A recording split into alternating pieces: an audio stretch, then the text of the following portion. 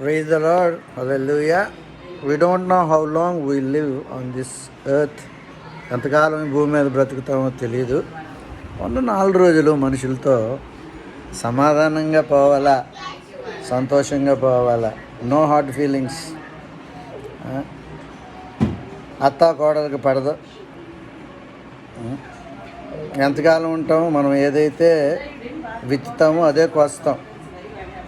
ఇటీవల నాకు తెలిసిన సేవకురాలు తన భర్త హాస్పిటల్ నుంచి డిశ్చార్జ్ అయిన తర్వాత మన ఇంట్లో వేడి ఎక్కువ ఉంటుంది కాబట్టి, రేకులు ఇల్లు కాబట్టి, సొంత కొడుకు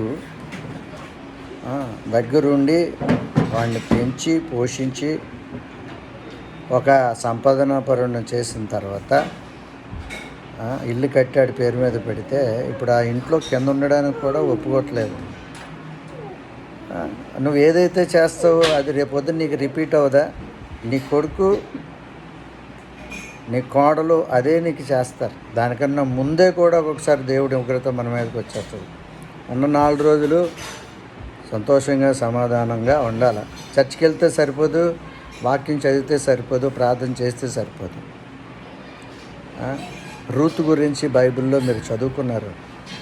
రూతు తన అత్తను ఎలా చూసిందో ఒకసారి నీకు అర్థమైతే నువ్వు నిజమైన క్రైస్తవురాలు అయితే నువ్వు ఈ విధంగా ప్రవర్తించావు.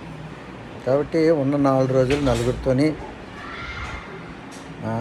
సమాధానంగా ఉండండి, ప్రేమగా ఉండండి. ఒక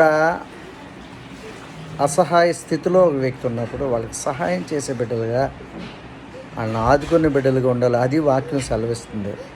ప్రేమ లేకపోతే మన బ్రతుకే వ్యర్థం. కాబట్టి ఎన్ని రోజులు ఉంటామో భూమి మీద తెలియదు. ఉన్న 4 రోజుల్లో నలుగురికి సహాయం చేసేట్టుగా ఉండాలని కొంచెం భారంతో నేను చెప్తున్నాను. సరి చేసుకుందాం. ఎవరో గొప్పవాళ్ళు లేరు ఇక్కడ.